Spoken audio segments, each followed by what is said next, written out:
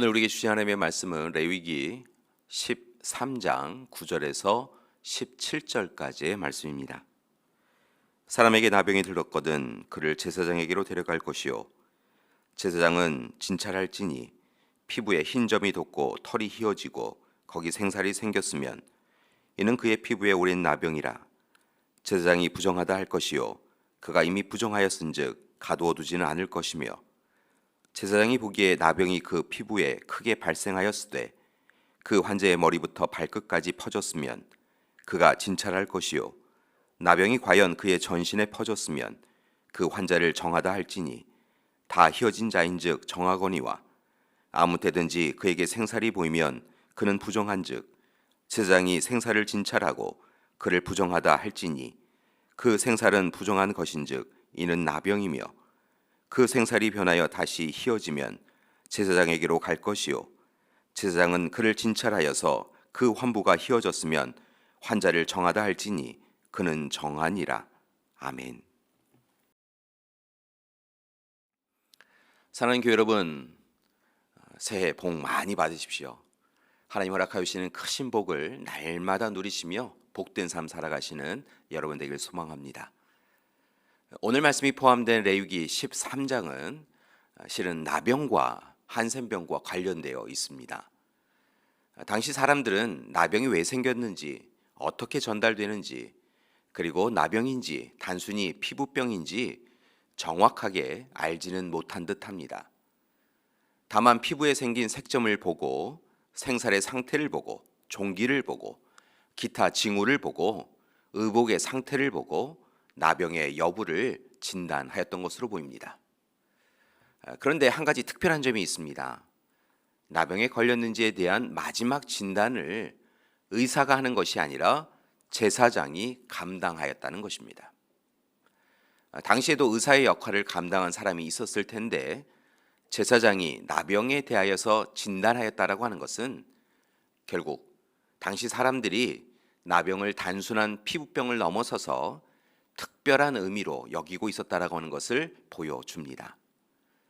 첫째, 하나님께서 하나님의 형상대로 인간을 창조하셨는데 몸, 피부에 질병이 생긴다라고 하는 것은 치명적인 죄를 범하였기 때문이라고 생각되었습니다. 그래서 피부병을 앓는 사람은 하나님께 성전에 나와서 예배드리는 것 그 자체가 배제되었습니다. 둘째, 나병은 자신과 가족, 이웃 공동체를 모두 무너뜨리는 질병이었습니다. 나병에 걸린 사람은 자신의 가정만이 아니라 마을 공동체에서도 쫓겨나 살아야 했습니다. 다행히 가족이 때에 맞추어 마을 밖으로 식사를 가져다 주면 몰라도 가족, 이웃으로부터 외면당하고 버려지는 그런 이들이 나병 환자들이었습니다. 셋째, 나병은 자기 자신을 부정해야 했습니다. 나병에 걸린 사람들을 힘들게 하는 것은 지나가는 사람을 만날 때마다 스스로 자신을 부정하다, 부정하다라고 외치며 타인이 자신에게 접근해 오는 것을 막아야 했습니다. 그들은 사람으로부터 최소 30m 이상 떨어져 있어야 하였고 바람 부는 방향에 서 있을 수도 없었습니다. 이처럼 나병에 걸린 사람은 하나님께 죄인으로 여겨졌고 타인들과의 관계만이 아니라 자기 자신과의 관계도 단절되었기에 힘겨운 삶을 살아야 했습니다. 다행스럽게 이 시대에 우리는 나병, 한센병을 거의 치료하고 있습니다. 그런데 한편으로 나병의 이유라고 여겨졌던 죄된 삶에서는 여전히 자유롭지 않음을 봅니다. 이미 예수 그리스도께서 십자가에 못 박히셔서 우리를 죄에서 구원하여 주셨음에도 불구하고 여전히 죄를 버타여 살아가고 있는 우리의 모습이 보입니다.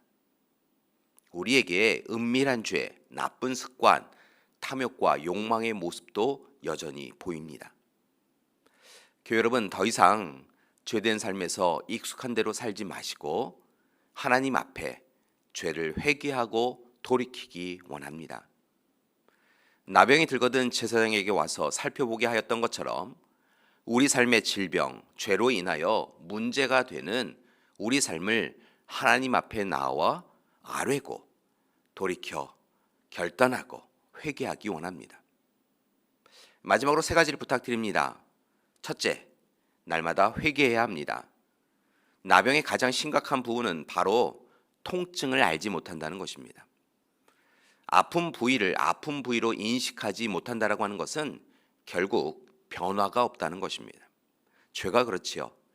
죄로 인하여 멸망과 죽음을 향하여 달려가도 그 길의 종말을 본인은 알지 못하는 것이 죄인의 모습입니다. 그래서 두렵습니다. 이제 우리는 영적 나병에 걸리지 않도록 깨어서 기도하며 경계해야 할 것입니다. 죄에 무뎌질 때 우리는 결국 죽음에 이를 수밖에 없습니다. 둘째, 날마다 거룩해야 합니다. 하나님 앞에서 부정하고 헛된 죄를 지은 것을 통해 자복하고 하나님 앞에 다시 온전한 모습으로 서야 합니다. 우리가 잊어버린다고 하나님이 잊어버리시는 것이 아닙니다. 날마다 말, 행동, 삶이 하나님 앞에서 거룩해져야 합니다. 그러기 위하여 늘 코람되어 하나님 앞에 서 있음을 인지하시고 날마다 부끄럽지 않도록 거룩하고 정결한 자로 살아가야 합니다. 셋째, 부탁드리는 것은 날마다 예배자로 살아야 합니다. 나병에서 치유가 되면 사람들은 제사장에게 자신의 몸을 보이고 깨끗하게 되었음을 확인받았습니다. 그리고 꼭 해야 될 것이 있었는데요. 하나님 앞에 나아가 예배를 드렸습니다. 따라서 이제 우리가 해야 할 일은 하나님 앞에 온전한 예배를 드리는 것입니다.